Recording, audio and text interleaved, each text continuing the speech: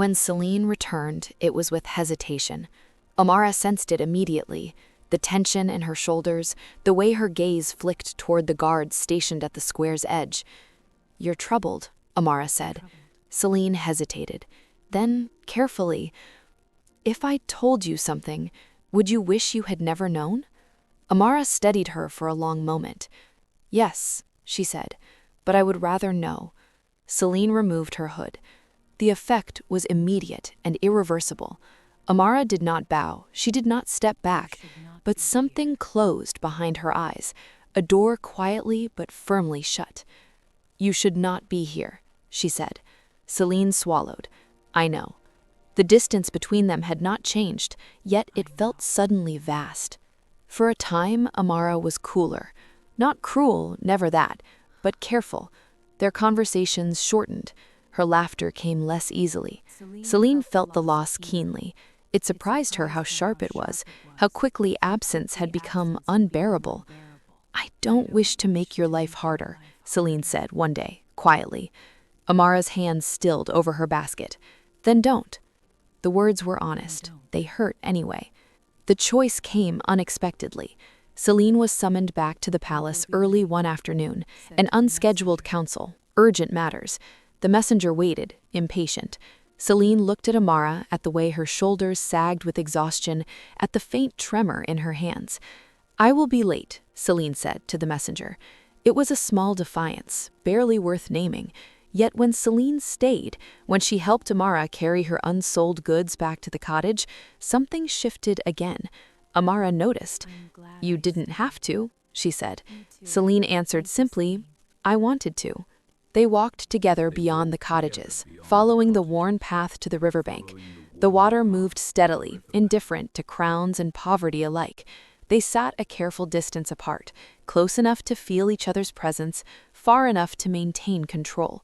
They spoke more freely here. Amara talked about Tomas. Selene spoke cautiously of expectations placed upon her since childhood. Neither touched, yet when Selene laughed, a quiet, unguarded sound, Amara felt something loosen in her chest. And when Amara spoke of her fears, Selene listened as though each word mattered. The sun dipped low. Neither noticed until the chill set in. That night, alone in her chamber, Selene admitted the truth to herself.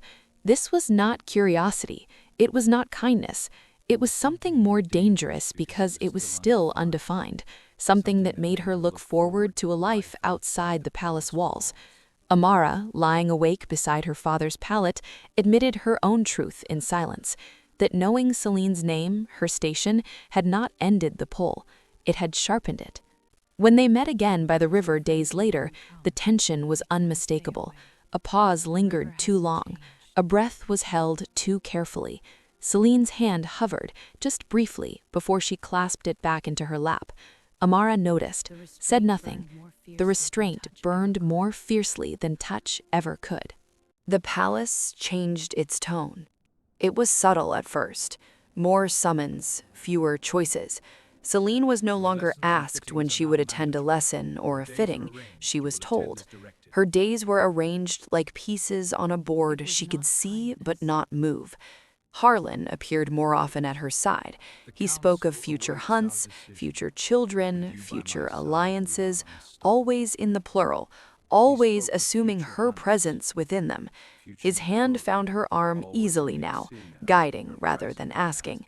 Selene endured it with practiced calm. Yet at night, when the palace slept, her thoughts wandered beyond the walls, to a riverbank, to a voice that spoke without expectation. Amara noticed the guards before she noticed the fear. They did not approach her. They did not speak.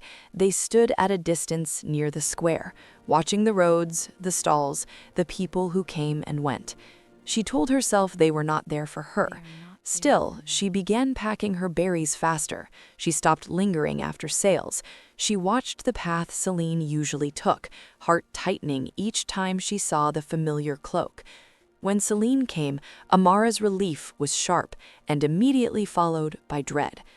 "You shouldn't," Amara said quietly one afternoon. Selene followed her gaze to the guards. Understanding flickered. "I know," Selene replied. Neither moved away. The warning came dressed as courtesy. A man in fine but unadorned clothes appeared at Amara's stall one morning, examining her wares with idle interest. His smile was thin, polite. "You are diligent. Your father is fortunate." Amara stiffened. "You know him?" "Only by reputation." His eyes lifted, briefly, toward the palace gates. "Care can be expensive." He left without buying anything. They met by the river in fading light, both restless, both aware of time slipping through their fingers. Amara spoke of the stranger. Selene's jaw tightened. "I can protect you," Selene said, the words escaping before caution could stop them. Amara shook her head. "You cannot even protect yourself." The truth of it hung between them. Silence stretched. Selene reached out without realizing it, her fingers brushing Amara's wrist, barely there. Amara inhaled sharply but did not pull away. Their gazes locked. For one suspended moment, Selene leaned closer, her breath warm against Amara's cheek. The air felt thinner, every sound sharpened, even the wind seemed to hesitate. "I don't know how to stop this," Selene whispered. Amara's answer was not words. The kiss was slow, measured, as if both were memorizing the shape of it.